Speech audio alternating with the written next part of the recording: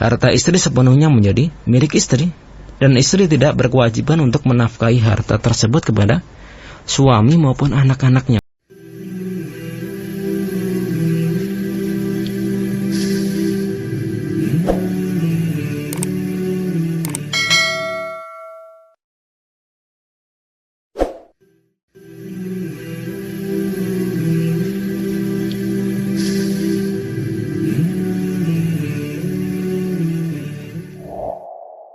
Dalam syariat yang adil ini, yaitu syariat Islam, suami diwajibkan untuk menafkahi istri dan anaknya. Ini kewajiban seorang suami. Ya, Allah Subhanahu wa taala berfirman, "Wa 'alal mauludi lahu rizquhunna wa kiswatuhunna bil ma'ruf." Dan wajib bagi setiap suami untuk memberikan nafkah dan pakaian kepada istri dengan sepantasnya, ya. Jangan sampai berlebihan, jangan sampai kurang. Jadi yang wajar, yang pantas, ya, sesuai dengan adat kebiasaan masyarakat sekitar dia, ya, di mana dia tinggal, di mana negara dia tinggal. Tentu ini beda-beda. Yang jelas standarnya adalah yang wajar, ya, sesuai dengan keadaan pada waktu itu. Ayat ini menunjukkan bahwa dalam sebuah keluarga, hukum asal yang berlaku adalah suami memberikan nafkah kepada istri. Ya, karena itu, dalam harta yang diperoleh oleh suami, ada bagian yang harus diberikan kepada istrinya sebagai nafkah, dan oleh sebab itu hukumnya wajib bagi suami untuk mencari nafkah dan bekerja dengan pekerjaan yang halal, ya. Sementara suami yang tidak memberikan nafkah kepada istrinya, maka hal ini termasuk perbuatan yang zalim. Dia punya anak, dia punya istri, tapi dia mampu bekerja, tidak bekerja, ini perbuatan yang zalim. Dan istri berhak untuk mengambil harta suaminya sesuai dengan kebutuhannya, tanpa harus izin kepada suaminya, ya. Hal ini sebagaimana yang dijelaskan, ya, dalam sebuah hadis bahwa Hindun binti Utbah radhiyallahu anha, beliau mengadukan perihal suaminya, yaitu Abu Sufyan, kepada Rasulullah sallallahu alaihi wasallam. "Wahai Rasulullah sallallahu alaihi wasallam, sesungguhnya Abu Sufyan rajulun syahih, ya, rajulun atau seorang laki-laki yang pelit, ya. Dia tidak memberikan harta yang cukup untuk kebutuhan diriku dan anak-anakku, ya, kecuali jika aku mengambilnya tanpa sepengetahuan dia, ya." Kemudian Nabi Shallallahu alaihi wasallam menasihatkan, "Khudhi ma yakfiki wa waladaki bil ma'ruf." Ya. Ambillah hartanya yang cukup untuk memenuhi kebutuhanmu dan anak-anakmu. Jadi dibolehkan. Kenapa? Karena kewajiban suami, ya. Kalau dia menahan nafkahnya, padahal dia ada, kemudian sang istri mengambil dengan yang wajar, maka ini bukan disebut dengan mencuri, mengambil haknya, ya. Selain menunjukkan wajibnya seorang suami menafkahi istri dan anak-anaknya, ayat dan hadis tadi juga memberikan konsekuensi sebaliknya, bahwa wanita tidak wajib memberikan hartanya kepada suaminya ataupun menafkahi anak-anaknya. Ini hukum asalnya, ya.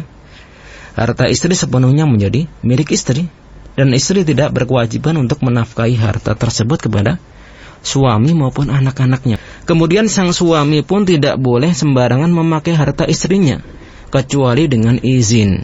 Di antara dalil bahwa harta istri adalah hartanya pribadi dan suami tidak berhak menggunakannya selain atas izin istrinya adalah hadis dari Jabir bin Abdullah radhiyallahu anhuma, bahwa Nabi Shallallahu alaihi wasallam berceramah di hadapan jamaah wanita muslimah, ya, kaum muslimah pada saat itu. Nabi Shallallahu alaihi wasallam bersabda, "Ya ma'syaron nisa, tasaddaqna, fa inni uritukunna aktsara ahlin nar." Wahai para wanita, wahai para muslimah, perbanyaklah sedekah, karena saya melihat kalian merupakan mayoritas penghuni neraka. Maka ketika mendengar sabda Nabi tersebut, seketika itu para wanita pun berlomba-lomba menyedekahkan perhiasan mereka, dan mereka melemparkan di pakaian, ya, di kain kepada Bilal, ya. Ada yang melemparkan cincin, kalung, anting-anting, ya. Saking semangatnya membebaskan dirinya dari api neraka, ya. Dalam hadis tersebut bahwa para sahabiyah Nabi, ya, tidak meminta izin terlebih dahulu kepada suami mereka dalam menginfakkan atau menyedekahkan hartanya. Kenapa demikian? Sebab perhiasan tersebut adalah harta istri yang tidak berhak bagi suami untuk mengaturnya, ya. Jadi tidak boleh, ya, maksudnya tidak perlu izin karena harta istri adalah kepemilikan pribadi, ya.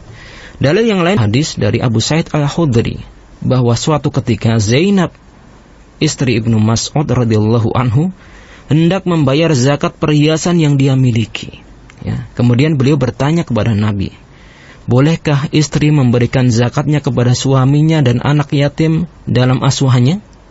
Wahai Nabi sallallahu alaihi wasallam, ya. Kemudian Nabi menjawab, "Na'am," ya, itu boleh, ya. "Na'am laha ajran," baginya 2 pahala. Ajrul qarabah wa ajrus shadaqah. Ya silahkan, tidak mengapa. Dia mendapatkan 2 pahala. Yang pertama pahala menjaga hubungan kekerabatan. Kemudian yang kedua pahala bersedekah. Jadi ini sedekah kepada kerabat ada 2 faidah, ya. Menyambung pahala, ya, tadi mendapatkan pahala menyambung silaturahim, kemudian pahala bersedekah. Dalam hadis ini, ya, istri Ibnu Mas'ud radhiyallahu anhu bersedekah kepada suaminya Ibnu Mas'ud, karena Ibnu Mas'ud adalah termasuk orang yang Allah takdirkan miskin, ya, sementara istrinya seorang kaya. Ini menunjukkan bahwa harta istri murni menjadi milik sang istri dan suami sedikit pun tidak ikut memilikinya, ikut andil, ya, untuk mencampurinya. Jika suami turut memilikinya, tentu saja suami tidak boleh mendapatkan zakat dari harta istrinya. Ini berbeda jika suami kaya, ya, sementara istrinya tidak mampu. Maka suami tidak boleh memberikan zakatnya kepada istrinya. Kenapa? Karena suami wajib memberikan nafkah kepada istrinya, ya, bukan alokasi zakatnya, ya.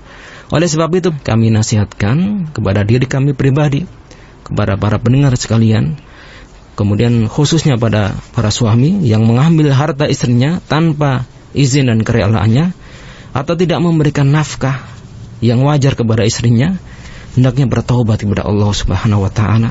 Sebab harta istri yang suami ambil tanpa izin dan kerelaan itu tidak halal, ya, bagi orang tersebut dan merupakan kezaliman, ya. Oleh sebab itu, mari, ya, berdoa kepada Allah Subhanahu wa taala, ya. Mudah-mudahan Allah memberikan kita kemudahan menafkahi keluarga kita, dan mudah-mudahan Allah Subhanahu wa taala memberikan kita pintu kemudahan dalam mencari rezeki yang halal. Wallahu taala alam.